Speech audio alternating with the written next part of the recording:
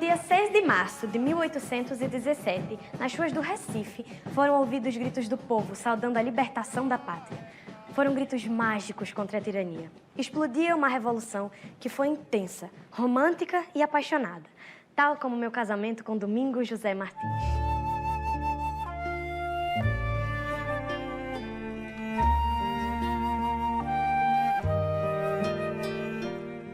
Bom, tenho que me apresentar. Sou Maria Teodora da Costa Martins. Tenho agora 18 anos. Nasci aqui nessa província e sou filha dos portugueses Teodora e Bento da Costa. Ele, um comerciante de escravos bastante rico. Foi durante 4 anos contra meu namoro com Domingos, o maior dos líderes revolucionários.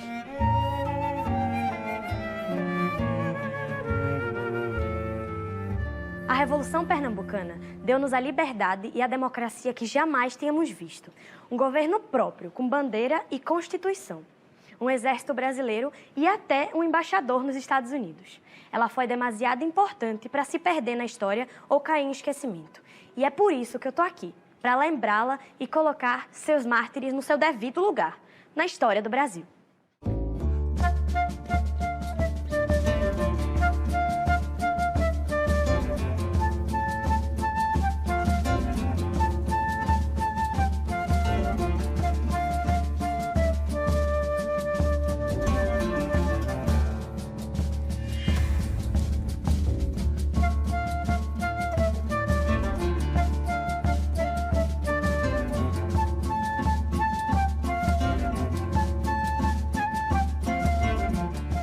Eu adoro ver as ruas apinhadas de gente, mas sofro vendo os escravos acorrentados carregando fardos de algodão na cabeça.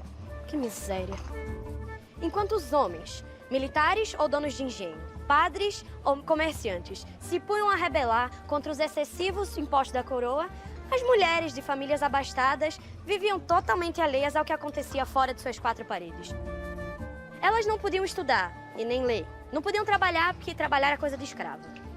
Elas viviam a bordar e a costurar, e porque tinham escravas para fazer a comida, lavar a roupa e até amamentar os seus bebês. Os escravos também eram obrigados a trabalhar fora de casa e se punham a vender o que a vila não fornecia. Ter escravos era sinônimo de riqueza. Eu sempre fui diferente de todas as mulheres, porque aprendi a ler e a escrever. Assim, aprendi a pensar. Pernambuco não teria feito uma revolução se não tivesse acontecido antes, na Europa, a queda na França da aristocracia. Quando liberdade, igualdade e fraternidade não tivesse assustado os nobres da corte europeia, de todas as cortes. Então, essas ideias chegam para os padres que tinham presente as ideias contidas nas revoluções libertárias. Meu mestre querido foi o padre João Ribeiro, que mantinha a sociedade secreta Academia Paraíso, com livros estrangeiros proibidos no Brasil. Aqui, os jovens eram introduzidos aos mistérios da democracia e descobriam o que o Brasil desconhecia. Pela primeira vez vinha uma família inteira para cá, com caravelas, com pajens, com diversas formas de intervenção, inclusive a cidade do Rio de Janeiro mudou completamente depois disso. Todavia, ela também requeriu para a sua presença aqui, para a sua permanência aqui, recolhimento de impostos. Porque Pernambuco estava sustentando uma corte no Rio de Janeiro com toda aquela série de inúteis ao redor do príncipe regente. Então, os impostos aumentaram, muito parecido com o medo que tem o Brasil de hoje, impostos aumentaram, porque imposto pesa no nosso bolso. Então, os negociantes sofriam com isso. E a interferência nos negócios, no comércio, foi uma causa. Não há revolução sem causa. E aí, quem vai pagar? Relaxa, filha. Minha rainha africana. Tu já não és alforriada? Então, és livre. Alforria que paguei tostão por tostão, viu, Cabugá? Com a graça de meu pai Xangô, sou forra sim, porém não livre. Afinal, quem pode ser livre pagando tanto imposto, me diga? E no caso de Pernambuco, que já tinha uma tradição libertária, uma tradição de lutas, uma tradição de contestação ao poder central, essa presença ficou mais opressora ainda. Otília, Junta mais essa minha conta que eu pago. Eu demoro, mas pago, não é, Otília? Eu pago. Meu amigo, você é meu melhor freguês, ligue pra isso não. Vamos embora, viu? Boa noite, que a rua tem de candeeiro, mas ainda é escura e esburacada. Eles cobravam um dízimo sobre pequenos negócios e o custo de vida era altíssimo, porque o comércio era um monopólio dos portugueses. Isso provocou uma revolta com o fato de começar a se recolher imposto para pagar, por exemplo, a iluminação da cidade do Rio. Canalhas!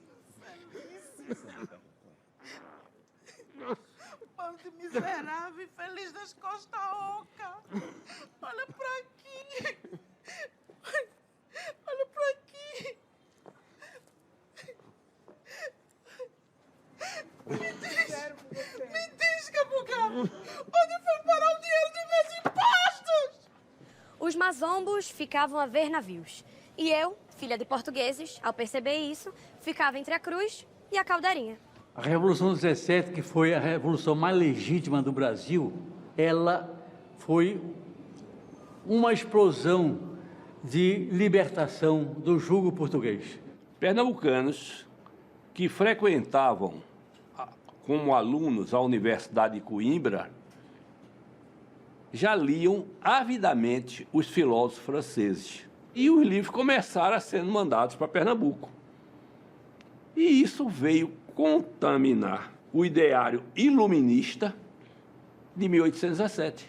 Os jovens voltavam contaminados pelo germe dos ideais libertários da Revolução Francesa, da independência da América Espanhola e da luta pela independência dos Estados Unidos. A primeira das grandes revoluções contemporâneas, né? Mas é também o ano da publicação de A Riqueza das Nações, que anuncia o novo capitalismo e pacto colonial e que se defendia o livre comércio entre todas as nações do mundo. Traziam a semente e aqui encontravam solo fértil preparado pelas lojas maçônicas, onde o assunto era debatido e ampliado, mas apenas pelos homens. Por outro lado, chega a Pernambuco pessoas extraordinárias, não só padres, mas também homens comuns, negociantes. E esses homens trazem para cá essas ideias de liberdade através da maçonaria.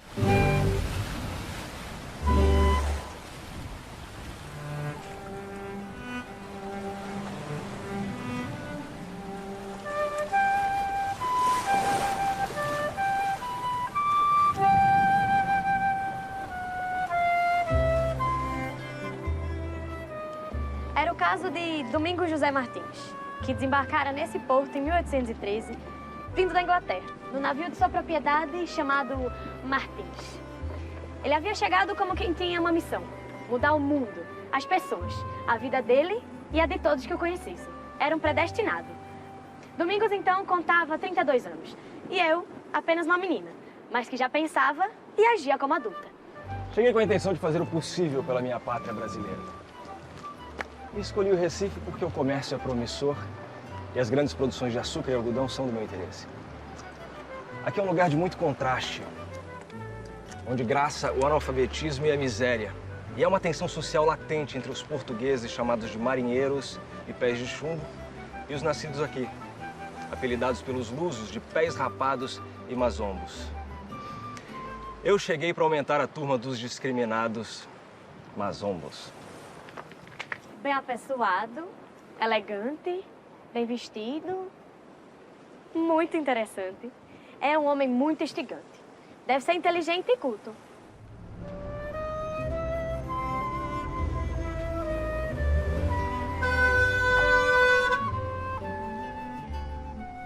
Avenida Cruz Cabugá. Foi a primeira pessoa que conheci.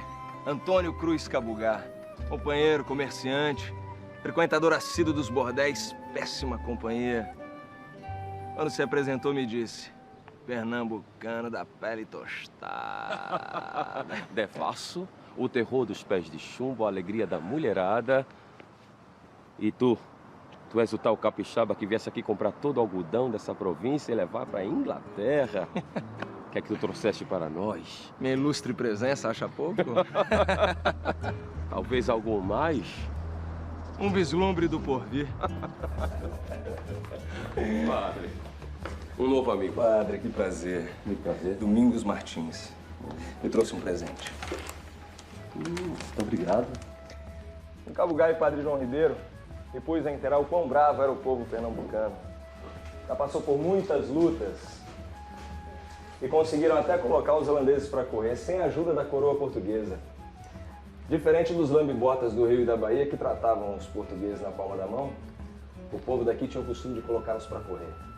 Eita, povo arretado! Quando da expulsão dos holandeses, criou-se no imaginário do povo pernambucano a ideia de que os mazombos haviam tomado todo o Nordeste brasileiro dos holandeses e devolveram esse território ao rei de Portugal mediante certas condições. E toda vez que o rei não as cumpria, havia um movimento de separação.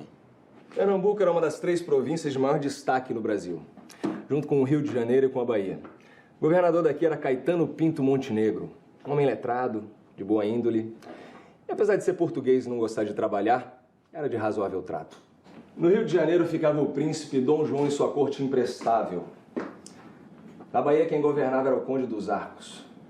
Homem esperto, manhoso, com a tradição de sempre vencer as insurreições dos nativos com mão de ferro.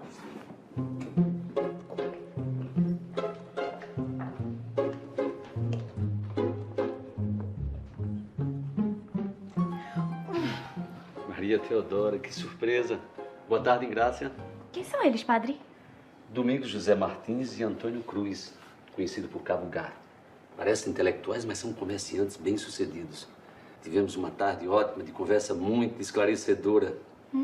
Padre, venho lhe devolver o discurso de l'origine.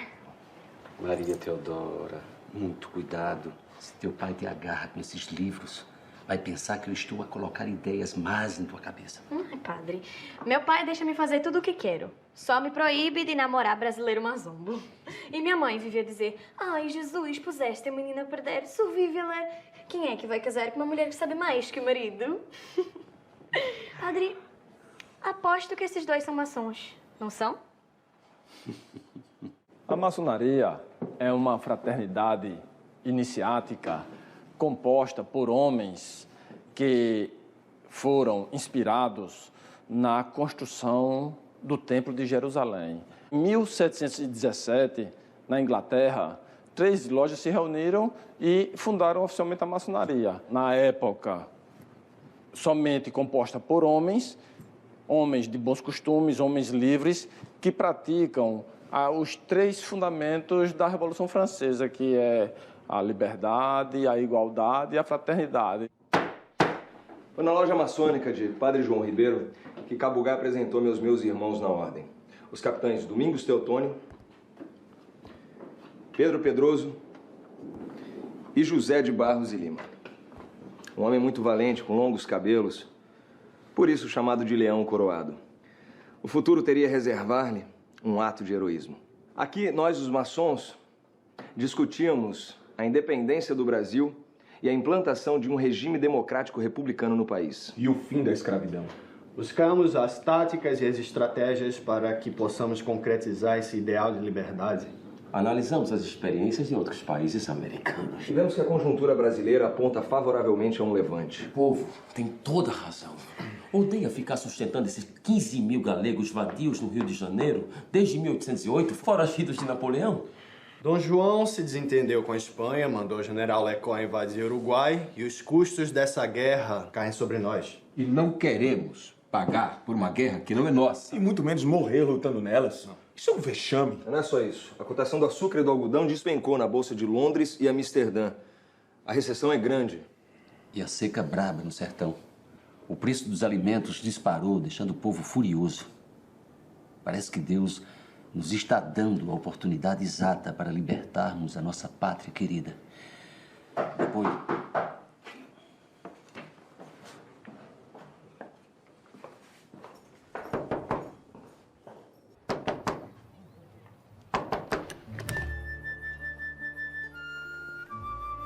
Desculpa, mas a senhazinha não pode entrar. absurdo! Que falta de elegância fechar a porta na cara da mulher! A maçonaria, Engrácia, é um lugar reservado para discutir políticas com ideias bem avançadas. Mas só para homens. Eu não entendo por que eu não posso participar na busca por caminhos libertários para o meu país só por ser mulher.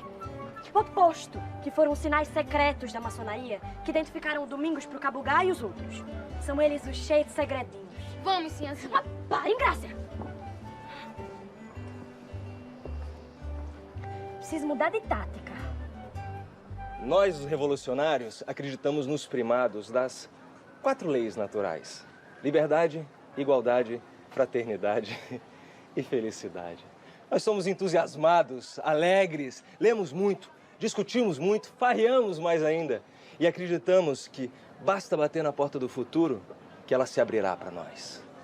Otília, minha deusa africana, dona dos quitutes irresistíveis, a rainha do chambarinho, da cachaça de cabeça e que sempre nos atende com esse sorriso na boca e esses enormes peitos fartos de fora E cozinha como uma deusa. E tu, Cabugá, vai de quê? Preta, eu estou aqui. Eu estou aqui. E você está lá, fazendo o quê, Preta? Fazendo a caça, ô minha Preta.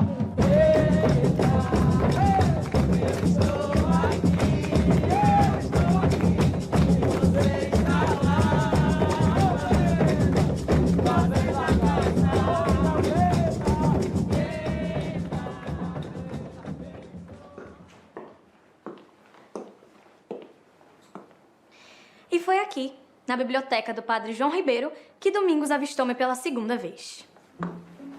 Olá. Eras a Sinhazinha que ontem batia na janela? Sim? Por que não me deixasse entrar? Custa ele ser um cadinho mais educado? Como? Afinal, acabou de chegar da Europa. Por favor. Quero me perdoar. É o calor dessa província, o cansaço. Perdoa-me. Vou pensar.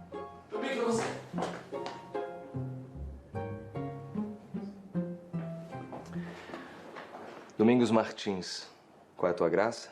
Teodora? Maria Teodora. Meu pai ficará furioso se me vir falando com esse mazombo. Maria Teodora. Nome de quem é decidida? Enchanté.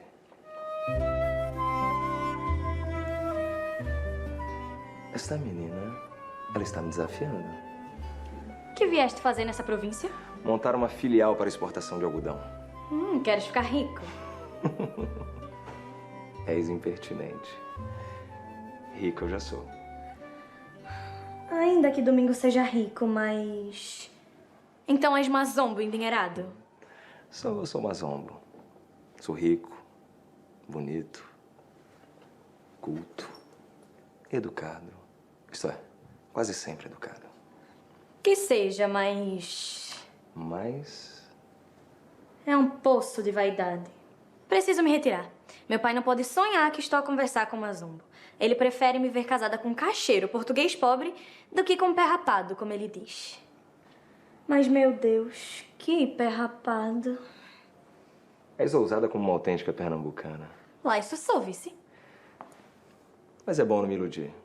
Deve se achar melhor do que os outros, deve ser mimada. Como qualquer português. Tenho que dizer-lhe que o senhor é muito inteligente e moderno. Conheço poucos homens inteligentes.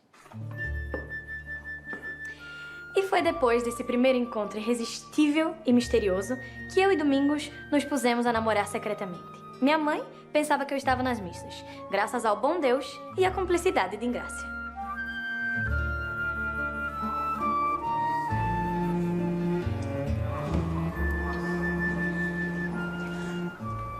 Sinhazinha, vamos embora que a missa está acabando.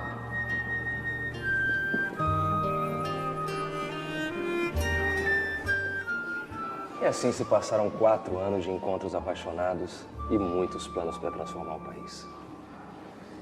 Tudo isso em segredo. Pernambuco, que até então tinha sido a capitania cabeça da colonização, perde essa primazia para a do Rio de Janeiro, que era uma cidade que não tinha tanta importância assim, nem do ponto de vista econômico, nem do ponto de vista urbanístico, como tinha a província de Pernambuco. Domingos fez sua loja de importação na parte de baixo de Sobrado. Na parte de cima, fez sua moradia, onde eu sei que fica a loja maçônica Pernambuco do Oriente. Ali, em Grácia, em conjunto com seus irmãos, se puseram a planejar em segredo. Tenho certeza que estavam a conspirar. E eu, duplamente impedida de entrar, por ser loja maçônica e porque moça direita não pode entrar na casa do namorado. Ora, pois... Patriotas, eu e Domingos Teotônio acabamos de retornar de Salvador e Rio de Janeiro, onde deixamos tudo acertado com os nossos irmãos na ordem. O dia do levante será no próximo domingo de Páscoa, lá e aqui no Recife simultaneamente. Dentro de um mês, o povo brasileiro alcançará a tão sonhada liberdade. Com a graça de Deus, irmãos, com a graça de Deus, lembrem-se disso. Se Ele assim o quiser, e rezemos para que tudo corra bem até lá. Recorrem rumores de que a nossa conspiração foi delatada para o governador Caetano Pinto. O Pinto velho, ele é muito mole. Sempre soube a nosso respeito, nunca fez nada contra nós. Por que faria agora? Deus te ouça, meu filho, Deus te ouça pela primeira vez.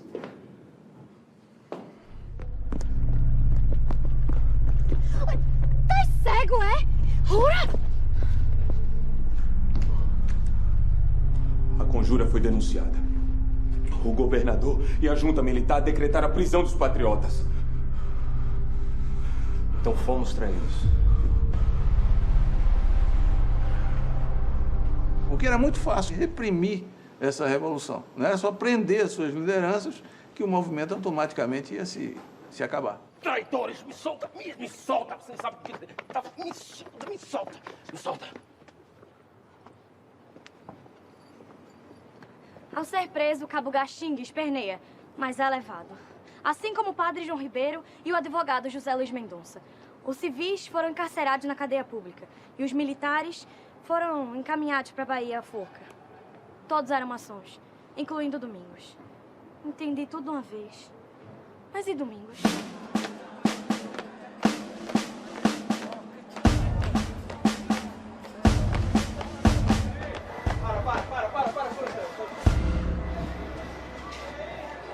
Você tá achando que acabou? Eu não acho nada. A senhora tá achando que acabou? Você tá achando que acabou? Você sabe o que aconteceu depois? Você sabe o que aconteceu depois? Não. A senhora sabe o que aconteceu depois? Não sabe, não? O brigadeiro Manuel de Barros, conhecido como Pentelho de Barrão. Pentelho de Barrão, exatamente. Devido ao seu peculiar abrutalhamento, resolveu cantar de galo no terreiro e mostrar quem é que manda. Incompetentes! Nada neste país funciona! Não conseguem nem formar-se com presteza, imbecis!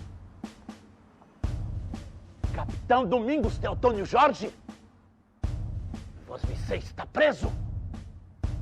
É inadmissível sua sublevação contra o príncipe regente. Soldado! E apresente-se no forte de 5 pontas. Saia! Capitão José de Barros Lima. Está surdo, canalha? Ou está com medo? Vai borrar-se agora? Ou esperar para cagar as calças quando tiver a caminho da forca? E aí, depois? E depois? A senhora sabe o que aconteceu depois? Não. Ele deu de cara com um leão. O leão coroado. Dá licença, por favor. Dá licença, meu tio, por favor.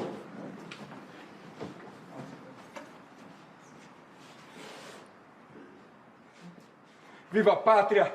Viva a liberdade! Como tu mereces! Morra, canalha!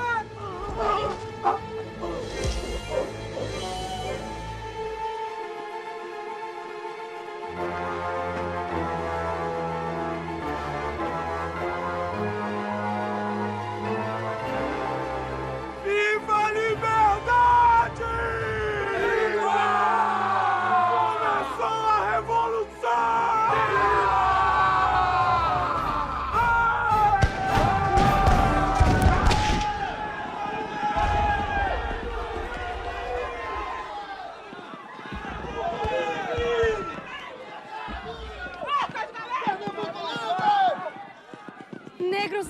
ricos, milicianos dos Henriques, gente humilde, todo mundo saiu às ruas gritando ferozmente, apoiando o levante. Ninguém se entendia.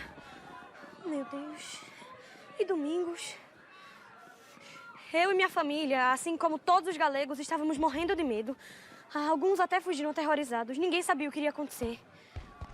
E cadê Domingos, meu pai? Os oficiais portugueses que se encontravam ali do lado do comandante fugiram em direção ao palácio e contaram ao governador o que tinha ocorrido. E eles foram, então, para o Forte do Brum. Assim que chegou no Forte do Brum, ele determinou que a ponte do Recife fosse derrubada, para que eles ficassem isolados e impedissem o movimento das tropas dos rebeldes. A revolução está nas ruas, Domingos. A nossa revolução está nas ruas. A nossa revolução eclodiu! Os galegos estão minando a ponte.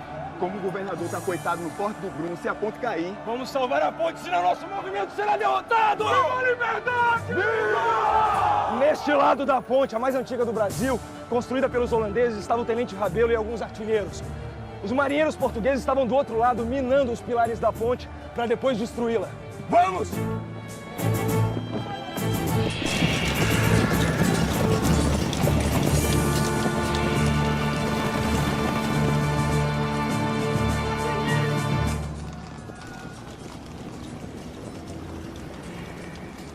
Os brasileiros pobres e remediados viviam no bairro de Santo Antônio.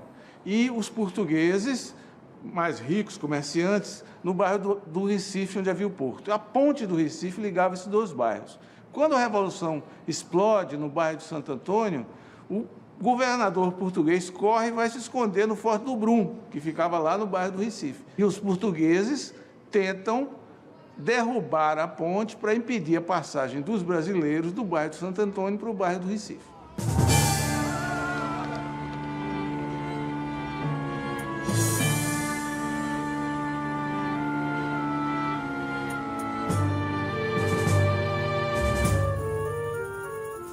O tenente Rabelo disse que tínhamos que detê-los imediatamente, mas eles estavam com o apoio da cavalaria. Se atacássemos, eles nos varreriam. Isso, uma pequena tropa comandada pelo tenente Antônio Rabelo corre com seus soldados e levando um canhãozinho para tentar impedir a derrubada da ponte. Eu acho que eu acerto daqui. Preparar. Fogo!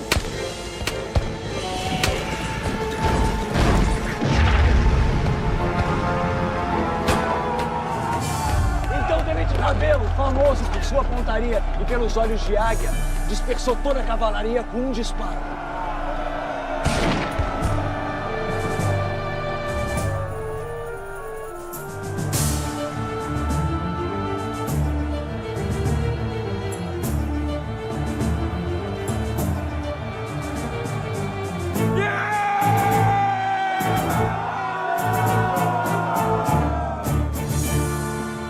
Quando as tropas pesadas do Forte do Brum se abriram, as tropas de dentro puseram-se a correr para confraternizar com as tropas de fora.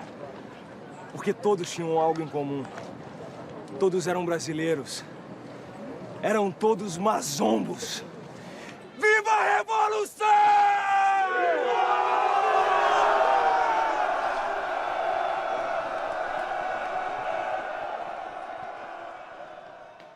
E assim, a Revolução foi deflagrada, muito antes da data prevista. O Recife inteiro estava controlado pelos revolucionários, com exceção do Forte do Brum. Pois então, senhores, quais são as minhas garantias? O senhor está livre para embarcar para o Rio de Janeiro na companhia dos seus oficiais e da sua família. E de quem são essas assinaturas? Assinam esse documento em nome dos pernambucanos, eu mesmo, os comerciantes Cabugá e Domingo Martins, o capitão Domingos Teotônio, Padre João Ribeiro, os comandantes de milícia Joaquim Ramos e Tomás Villanova. Joaquim Ramos e Tomás Villanova. Sim. Dois negros. Sim, senhor. Comandante das milícias de Henriques. Negros. Intimando brancos. Pois que isto é mesmo uma revolução. Patriotas! O forte é nosso! E viva a Revolução! Viva! Viva a Revolução! Foi uma tarde inteira de combates. de luta, os portugueses tentando se escondendo nas suas casas, se escondendo nas igrejas, tentando alcançar até a nado os navios que estavam ancorados no porto. Eu não posso deixar de comemorar a vitória da Revolução pela qual Domingos foi preso. O povo reagiu a favor. Eu também estava feliz.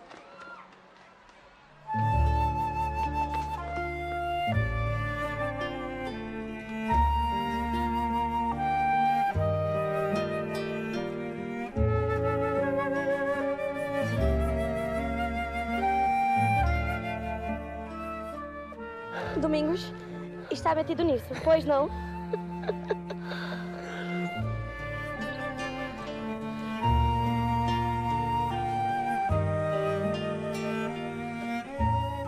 Foram menos de 50 mortes do nosso lado. Preço baixo, uma revolução que contava com 1000 combatentes civis, mal armados, mal formados, entre eles os Henriques, tropa formada por negros livres. A milícia dos Henriques era um agrupamento formado por Henrique Dias, composto de pretos, mulatos, contra a invasão dos holandeses. Em 1817, inspirados nessa luta, eles vieram lutar para defender a pátria contra um jugo que já era insuportável no momento.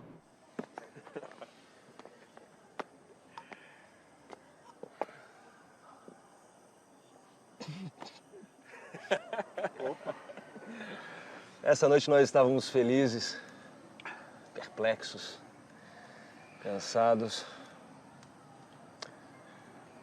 e ainda assim desassossegados. Os dinheiros públicos, que arrecadados dos impostos, ficavam guardados no erário, que era um prédio que ficava onde hoje está o Palácio do Governo de Pernambuco.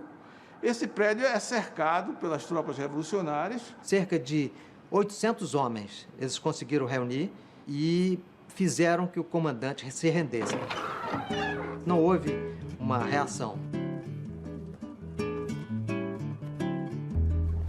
A junta revolucionária vai ser composta por representantes de vários segmentos da província.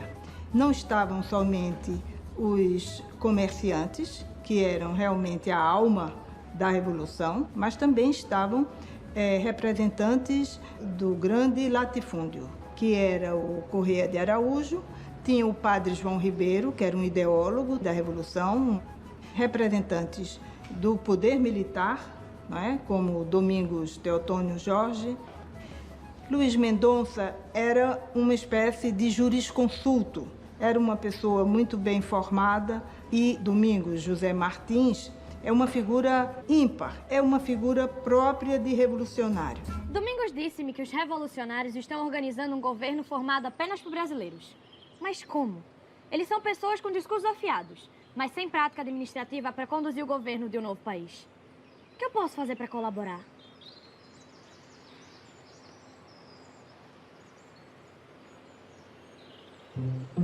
Ingrácia!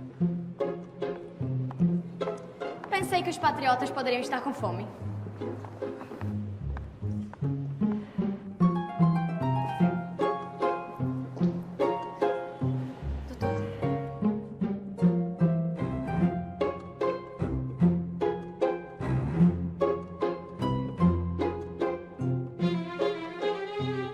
Patriotas, até que haja eleições, pela primeira vez na história do Brasil, nós da Junta Provisória não vamos receber nenhum pagamento.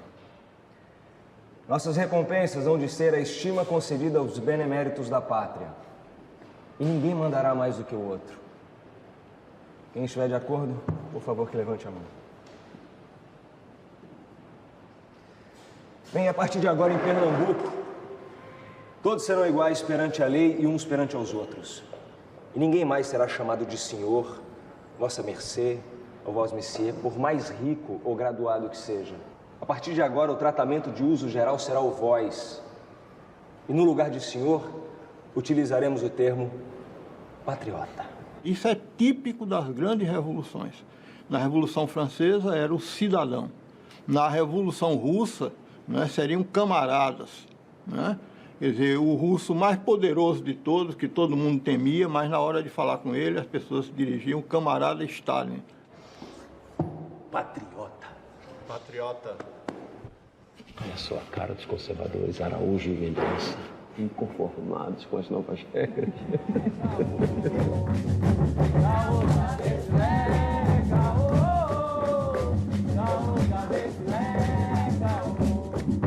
Naquele início de governo, as reuniões não paravam. Foi um custo, mas eu consegui convencer os irmãos que agora podíamos falar de política em qualquer lugar. Então fomos até a Negra Otília discutir, beber e conversar, porque ninguém é de ferro. E a gente andava tenso. A bravura do meu amigo Leão Coroado, que matou o brigadeiro. E outro pro meu amigo Pedro Pedroso, que deu o grito de guerra. Patriotas, a revolução arrebentou aqui em Pernambuco prematuramente. Sem o Rio e sem a Bahia, como havíamos combinado. O Sul já deve ter tomado conhecimento do nosso feito. Os nossos irmãos patriotas de lá serão impedidos de agir. Nós teremos que enfrentar os galegos sozinhos. Estamos prontos para isso? E se nomeássemos Domingos Teotônio, comandante da tropa revolucionária, formada só por brasileiros, marchando sob nossa própria bandeira? Comandante da tropa revolucionária. Mas que tropa, Domingos? O povo pobre da capital aderiu à revolta, mas não tem nenhuma experiência com guerra. Mas tem bravura, Pedro Pedroso. Pernambucano não arrega, não. Ninguém aqui veio ensinar a gente a expulsar o holandês, não. Foi só o tempo de cuspir no chão que eles correram tudinho. Falou a sabedoria africana. Mas com todo respeito ao povo patriota, a gente não pode contar com ele para sempre. Vai que, de uma hora para outra, ele sente saudade do rei. Esse povo, que foi o maior responsável pela vitória da nossa revolta em 6 de março, é ignorante, é supersticioso, desconhece as pessoas, unicamente porque nunca tiveram instrução. Precisamos das milícias dos grandes proprietários do interior, que por hora nos apoiam, mas que podem se virar contra nós se decretarmos o fim da escravidão. O futuro da nossa revolução, dependendo das mãos dos grandes proprietários. Mas olha quem diria. Meu povo não nasceu pra nascer Zala. Sou filho de Alafim, Oió, Xangô. A liberdade é meu assédio de fala. Caô, cabecilé, caô.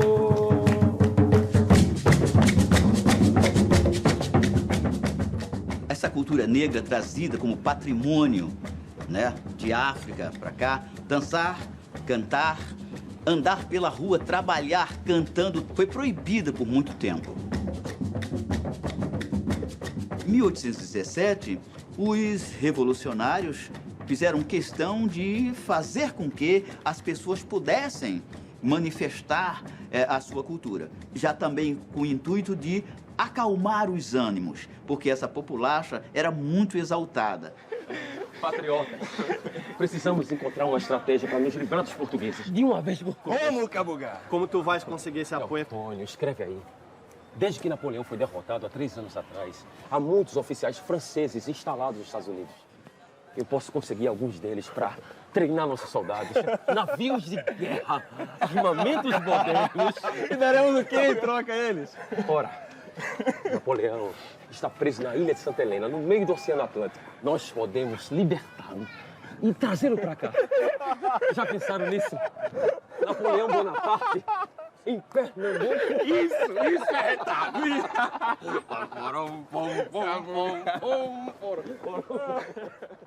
Assim que Cabugá foi para os Estados Unidos como embaixador do novo governo republicano, aos revolucionários só restou buscar uma solução urgente, pois a coroa já devia ter ciência da nossa independência e não ia deixar por isso mesmo.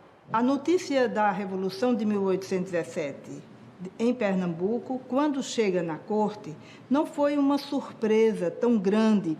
E Dom João VI vai tomar medidas, além da conta, ele vai tomar medidas muito violentas. De Pernambuco emana os vapores malignos da democracia. Aqui no Recife entrava em vigor uma lei orgânica Ela existiu para criar um novo Estado soberano, sem vínculos com Portugal, uma nova nação brasileira. Não era uma constituinte como se entende, era uma lei orgânica. Uma lei que dizia quem é quem e o que deve fazer. É importante porque foi a primeira Constituição escrita em território brasileiro. Havia uma prensa no Recife, importada por um comerciante inglês e que estava desativada, e que os revolucionários de 1817 começaram a usá-la para imprimir os seus documentos. Um desses documentos foi o Preciso. Naquele mesmo dia, o governo foi permanente até a meia-noite para continuar diversos despachos, sendo dos mais importantes, fazer entrar os funcionários públicos nas suas ocupações como dantes, sem tirar ninguém do seu ofício. O Preciso era uma proclamação curta, relatando os 3 primeiros dias, dos acontecimentos da Revolução. 10 de março de 1817. E viva os patriotas! E acabe para sempre a opressão real! E viva a pátria! Viva! Pela primeira vez, um governo no Brasil teve a preocupação de informar os governados quais eram as suas decisões e as suas tomadas de ação. Isso nos remete para uma demanda atual da sociedade muito importante que nós chamamos de transparência. Precisamos decidir o que fazer em relação à Bahia. Quem é isso, Dona? Onde conseguiu isso? Não precisavam de armas? Toma emprestado. De quem? Quer ou não quer? Aliás, se todos os simpatizantes dessa revolução pudessem contribuir com as armas que têm, o desfalque não seria tão grande. Preciso ajudar o doutor Matheus. Oi, doutor.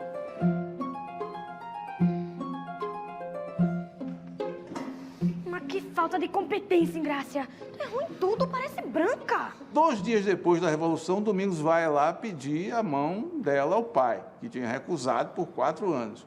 Mas não tinha nenhuma certeza de que o pai iria conceder a mão dela, porque a Revolução era uma coisa nova, tinha acabado de acontecer, não tinha vingado ainda, e se ela fracassasse, Domingos seria o primeiro a ser enforcado. Uma questão crucial que teríamos que resolver era a relação da colônia portuguesa que vivia às turras com os pernambucanos. Deveríamos sequestrar os seus bens e despachá-los? Ou tratá-los como irmãos e juntos formarmos uma grande família com direitos iguais?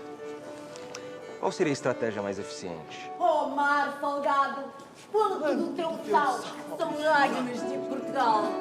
Por te cruzarmos, quantas mães choraram, quantos filhos em vão rezaram. Quantas noivas ficaram por casar, porque fostes nosso, oh mar.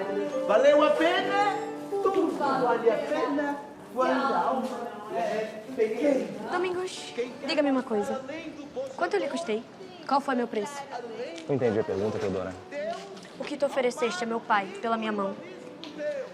Um bom negócio a todos. Prometi-lhe a administração dos bens dos portugueses que fugiram de Pernambuco até a volta deles e algumas outras vantagens mais adiante.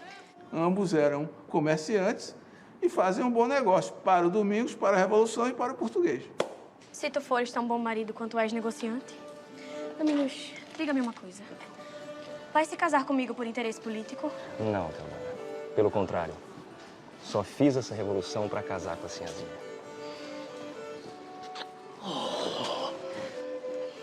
A notícia do meu noivado foi recebida com muita alegria por todos. Imagine, a união de um brasileiro, membro do governo provisório, com a filha do português mais rico da província, foi maior contribuição para apaziguar os ânimos do que uma dezena de proclamações.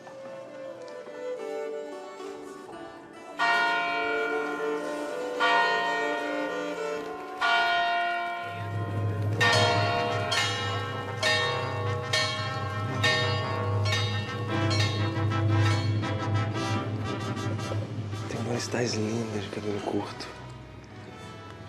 Igual das operárias da Revolução Francesa.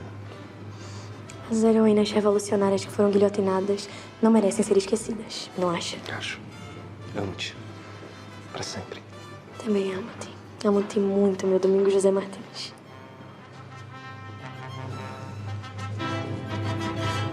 E esta união representa o fim de uma era de preconceito e discriminação.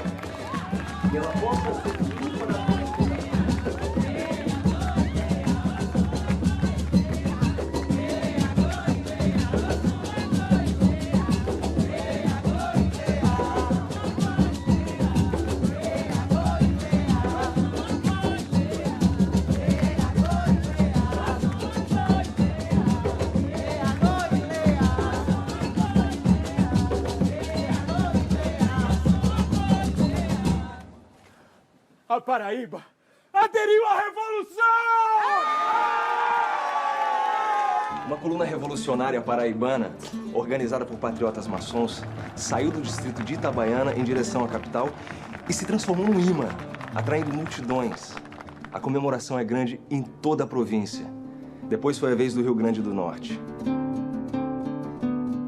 Os proprietários da Vila do Crato, no sertão do Ceará, também estão indóceis e cansados de trabalhar para pagar impostos à coroa portuguesa.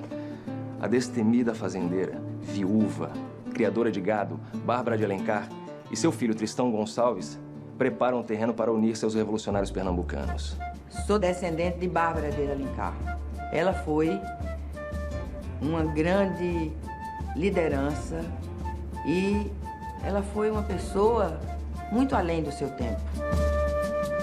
Arregimentou os comerciantes e os produtores da região para que se rebelassem contra aquilo. Não só contra os impostos, mas contra o próprio jugo português. Seminarista em Olinda, José Martiniano de Alencar, o outro filho de Bárbara de Alencar, conversa com os revolucionários, volta à terra natal e proclama a revolução, com apoio da família e do povo. No Brasil daquela época, todo homem entre 15 e 60 anos de idade estava vinculado a uma milícia ou uma ordenança. Eram grupos civis armados sob o comando dos homens, no interior principalmente, sob o comando dos homens mais ricos, dos grandes proprietários de cada distrito. Então, quando a Revolução irrompe, começam a chegar do interior essas milícias para apoiar a Revolução. Mas esses homens deverão ser treinados e engajados em novos batalhões. Sou contra o perigo da enchente escrava. Passada a Revolução, haverá insubordinação dos negros, pois dia a dia cresce a insolência e a soberba deste povinho desqualificado. E vão querer se achar iguais a nós e até querer casar com as mulheres brancas.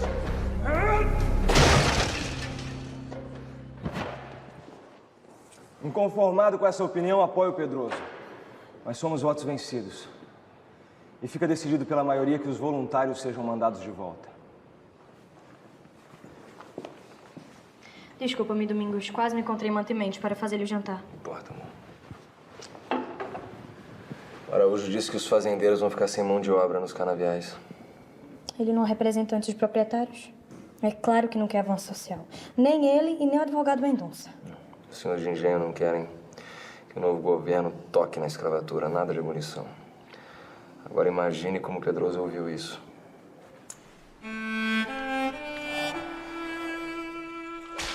A lavoura, ela dependia totalmente desses escravos negros trazidos de África e que fazia com que esses senhores ganhassem mais o tempo inteiro às custas desses homens que pouco comiam, mas muito tinham que produzir. Logicamente, essa produção não podia viver sem escravos, uma vez que esses senhores não sabiam fazer aquele serviço, né, que o escravo fazia. Com a Revolução Industrial e a produção em massa pelas indústrias, a escravidão, por exemplo, torna-se um estorvo à própria economia.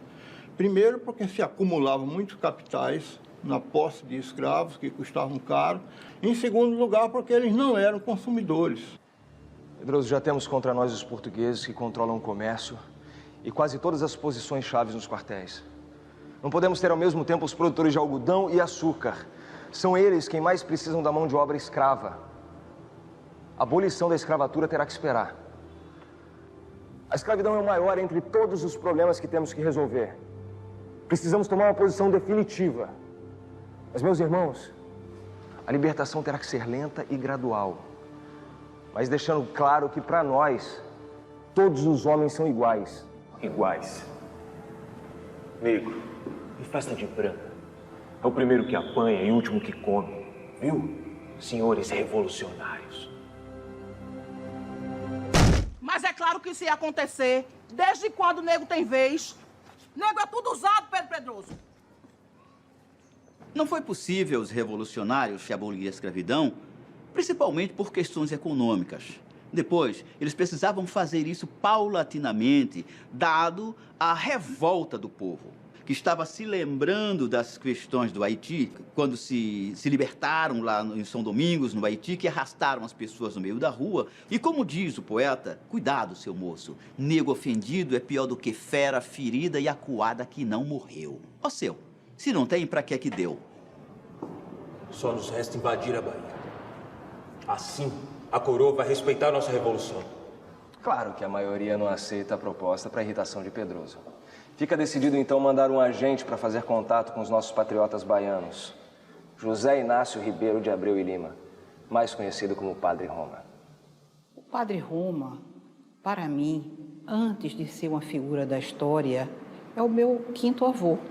Ele era carmelita e foi estudar na Europa. Inicialmente em Coimbra, leis em Coimbra, e depois foi para Roma. Quando ele retornou ao Brasil, passou a ser conhecido como Padre Roma. Uma das primeiras medidas foi mandar emissários para contactar com a Bahia, com o Rio Grande do Norte, com a Paraíba. A Bahia era um dos lugares mais difíceis para se buscar adesão ao movimento. Padre Roma aceitou a missão com uma boa gargalhada.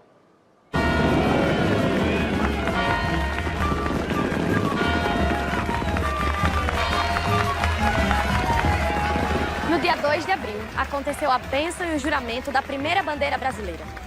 Admirada como o maior símbolo da Revolução, o cônego Bernardo Portugal, diante da sede de Olinda, fez um discurso inspirado, atacando ferozmente a tirania da coroa.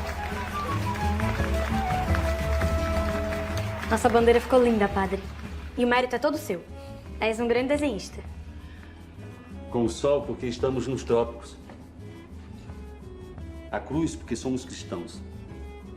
O arco-íris, representando a paz, a amizade e a união. E 3 estrelas, simbolizando Pernambuco, Paraíba e Rio Grande do Norte. E muitas outras ainda serão inseridas, à medida que outras capitanias forem aderindo à República. Essa bandeira se tornará tão estrelada quanto o céu do Brasil. Assassinaram o Padre Roma. Foi preso ao desembarcar em Salvador. E 2 dias depois ele tinha sido fuzilado. Um processo absolutamente fora dos padrões jurídicos, mesmo daquela época, e condenado. Foi executado na frente de 2 filhos, o que se tornou o general Abreu e Lima e Luiz Inácio, sendo que o José Inácio tentou proteger o irmão menor para não ver o seu pai ser executado. O Conde dos Arcos, que era o governador da Bahia, percebeu que o tempo era essencial para poder sufocar a Revolução. Ele certamente tinha noção da gravidade da situação, por isso não esperou ordens do Rio de Janeiro e despachou para o Recife tropas por terra e uma pequena frota de barcos para cercar a capital da nova República. Essa linha de arrecifes que protege o porto impede que uma esquadra desembarque as tropas no porto para atacar a cidade. A guerra teve início. Esperamos que a coragem e o amor à pátria superem a falta de armamento e o despreparo de nossos soldados. Que as embarcações que bloqueiam o porto do Recife, eles não têm, inclusive, alcance para atingir a cidade. Apenas impedem que as embarcações saiam ou entrem. O cerco teve início. As mercadorias não desembarcavam e o povo começou a passar fome, porque os alimentos vinham de fora. Pernambuco plantava apenas algodão e açúcar, e o milho e a mandioca que o governo mandara plantar não tinha tido tempo de crescer. Nem farinha e nem carne de charque para fazer o pirão?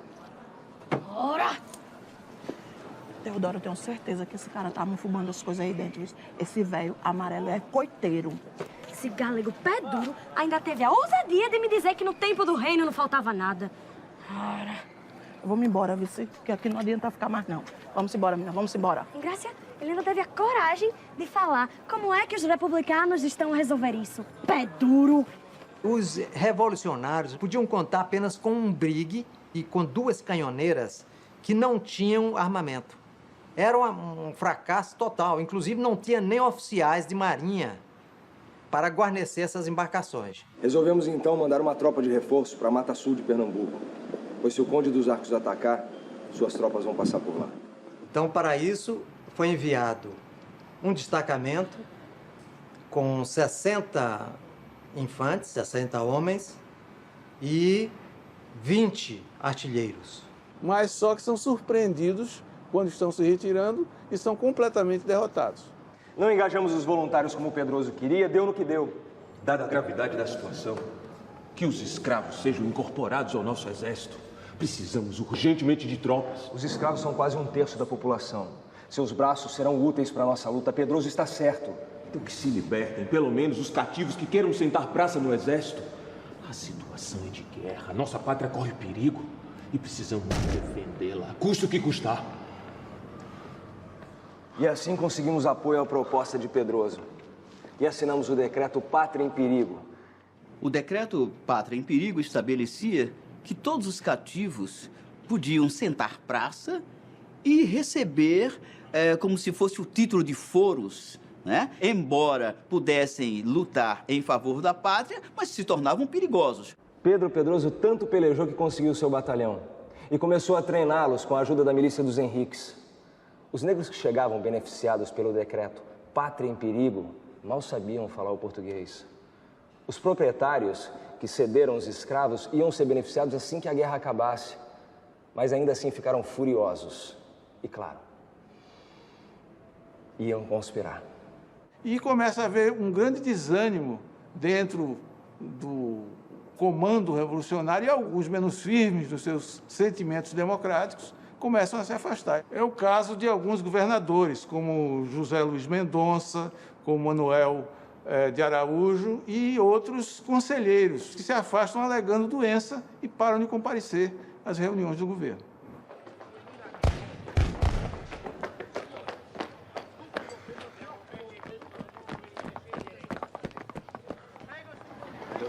Quando chegamos, o rapaz já estava morto.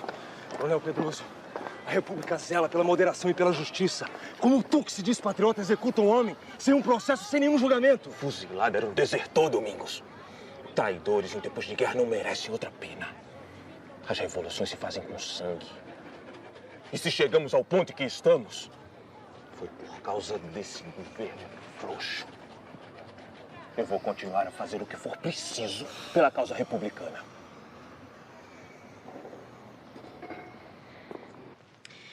Era angustiante ver meu marido deprimido, dizendo que a recém-nascida liberdade estava em agonia, com os civis perdendo a autoridade sobre os militares.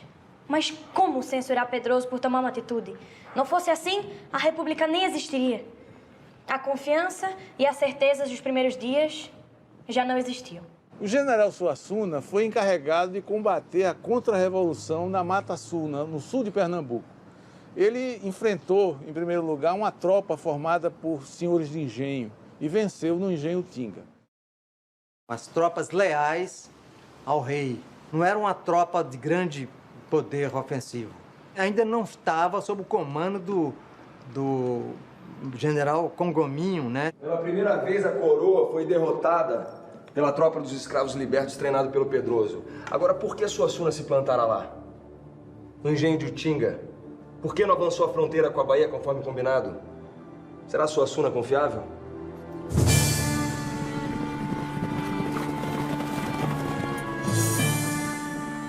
O Marechal Congominho vem, então, da Bahia, e esse avanço que se torna a maior ameaça para a Revolução. Os donos de engenhos, as pessoas que eram, os lavradores que eram encontrados, os índios se incorporaram à tropa do rei. E as más notícias não paravam de chegar. Rio Grande do Norte e Paraíba caíram. No Crato, a festa durou apenas 3 dias. A revolta foi debelada. E Bárbara de Alencar e seus 2 filhos, José Martiriano de Alencar e Tristão Gonçalves, foram presos. Perderam e ela foi presa. Foi a primeira presa política do Brasil por 5 anos e, ao ser solta, não renegou o seu passado e continuou a sua história. E o Dom João VI ao tomar conhecimento da revolta, ele preparou uma esquadra sob o comando do almirante Rodrigo Lobo e enviou imediatamente para Pernambuco para reforçar as tropas que tinham vindo da Bahia.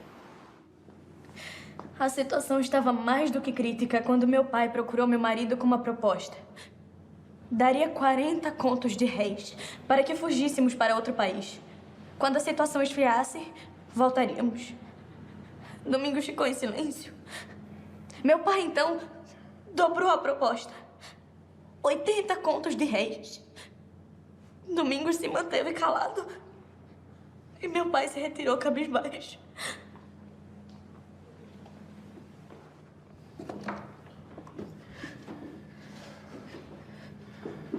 Nós não fugiremos.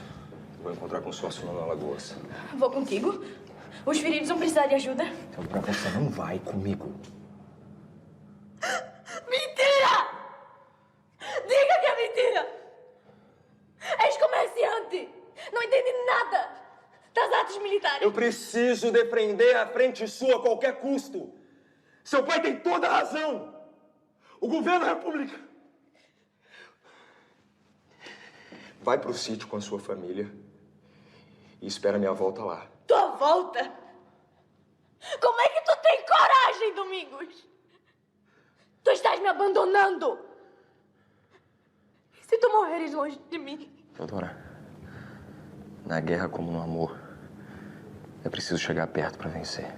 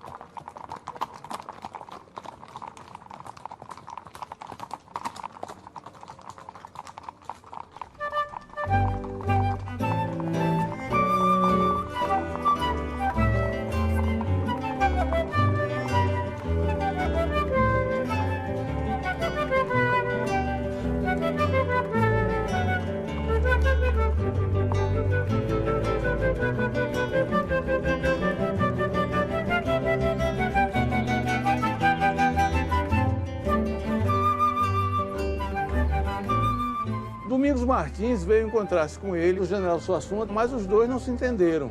O Domingos, então, continuou em frente com a pequena coluna e ele ficou com o grosso da tropa. Eu, como governador da República, fiquei com uma pequena coluna. Mas tudo bem, faz parte. Cada macaco no seu galho. Suassuna partiu em direção ao Engenho Trapiche e nós avançamos ao sul. A tropa do general Suassuna tinha cerca de 400 homens e o exército inimigo tinha uns 2.000. Eles resistiram ainda durante um bom tempo e são completamente derrotados. Domingos Martins estava lá em Porto de Galinha, eles estavam tranquilos, descansados, achando que o exército inimigo estava longe ainda. Só que ele já estava bem perto.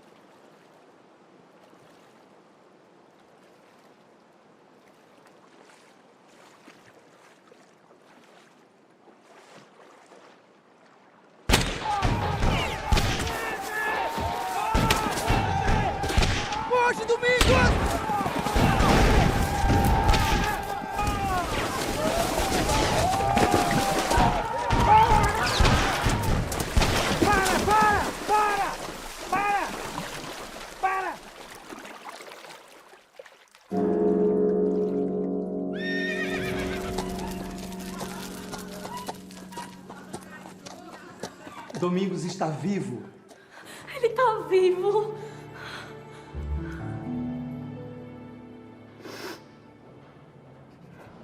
Acuado, sob a liderança do general Domingos Teotônio, o governo provisório chega a uma conclusão. Chegou a hora da capitulação.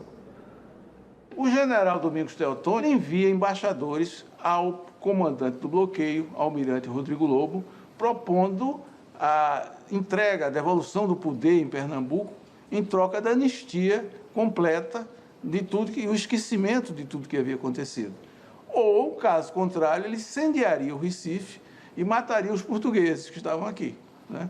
O Rodrigo Lobo, sabendo que ele não iria fazer nada daquilo, responde apenas submissão sem condições.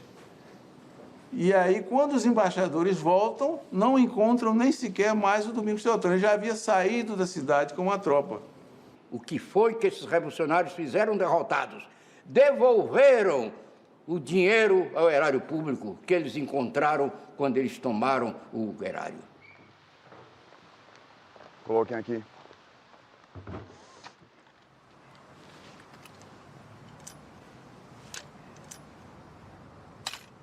E por que estás a me trazer isto?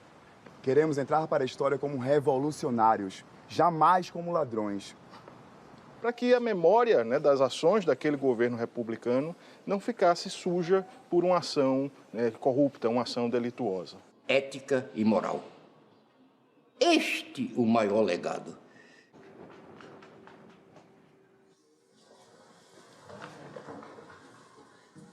Me surpreendeu a presença do Conde de Pontecolan, um dos 3 militares enviados por Cabo Gado aos Estados Unidos para treinar as tropas republicanas. Antônio Cruz Cabugá. E eu que nunca acreditei em suas promessas. Chegaste tarde demais. Domingos está em Salvador, preso. E condenado à morte.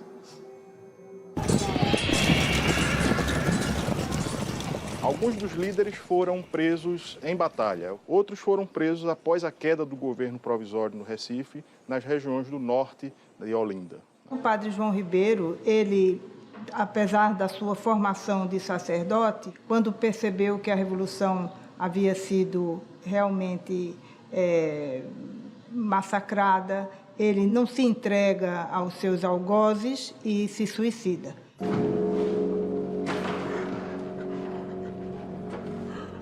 Padre João Ribeiro.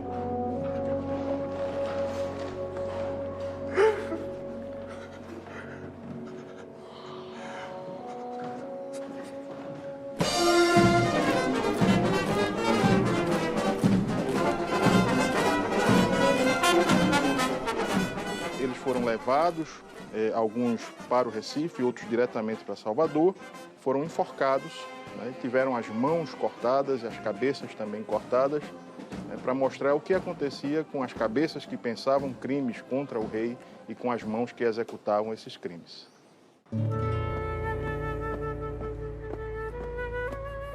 Pelotão! Meus ternos pensamentos, que sagrados, me fostes quase a paz da liberdade. Em vós não tem poder a iniquidade. A esposa voai, narrai meus fados. Dizei-lhe que nos transes apertados, ao passar desta vida à eternidade, ela d'alma reinava na metade, e com a pátria partilhe os cuidados. A pátria foi meu nome em primeiro, a esposa depois, o mais querido objeto de desvelo verdadeiro. E na morte, entre ambas repartido, será de uma o suspiro derradeiro e da outra há de ser o final gemido. Pelotão, em posição! Preparar! Apontar! Carregar! Vamos!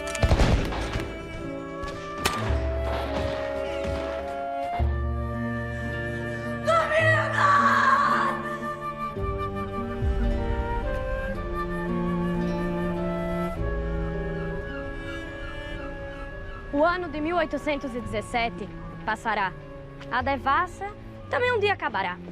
Quando o príncipe foi coroado, Dom João VI mandou suspender o Tribunal de Alçada de Pernambuco. Dos 180 presos que havia aqui, 72 foram libertados e 92 foram levados para Salvador.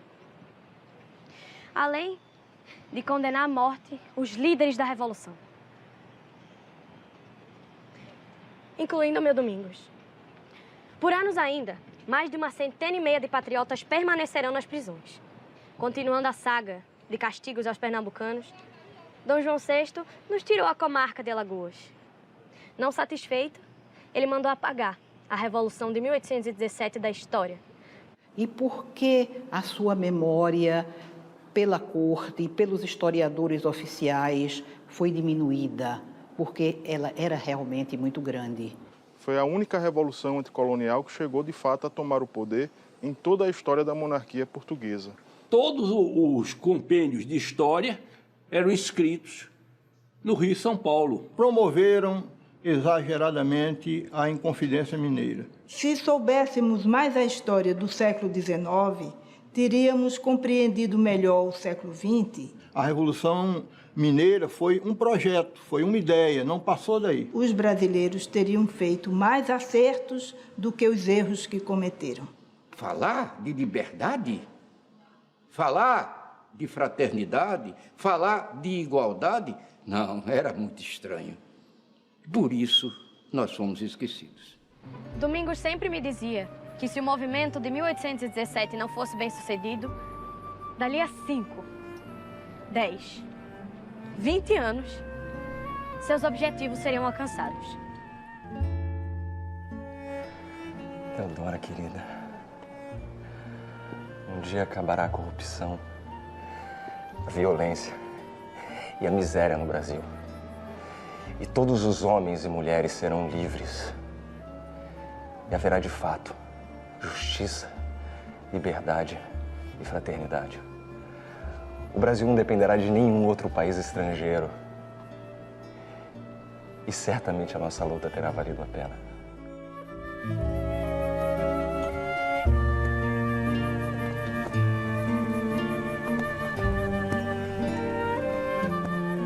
Suas palavras foram proféticas. Meu marido tinha certeza da vitória. Era senhor de um sonho lindo, de liberdade e igualdade para todos. Para mim, ele morreu. Mas seu sonho continua vivo na memória daqueles que lutam por justiça e no coração daqueles que vivem a plantar a semente da liberdade. Aonde vai, Dona Isabel, vou passear. É pra brincar, é pra brincar. É pra brincar, é pra... Coração do Brasil, em teu seio corre o sangue de heróis rubro-veio, que há de sempre o valor traduzir. És a fonte da vida e da história desse povo coberto de glória, o primeiro talvez no porvir. Salve a terra dos altos fogueiros, de beleza soberba estendal, Nova Roma de bravos guerreiros, Pernambuco imortal, imortal. Esses montes e vales e rios, proclamando o valor de teus brios, reproduzem batalhas cruéis. No presente és a guarda avançada, sentinela indormida e sagrada, que defende da pátria os lauréis. Salve a terra dos altos coqueiros, que beleza soberba estendal, Nova Roma de bravos guerreiros, Pernambuco imortal, imortal. No futuro és a crença, a esperança desse povo que altivo descansa, como atleta depois de lutar. No passado teu nome era mito, era o sol a brilhar no infinito, era a glória na terra a brilhar.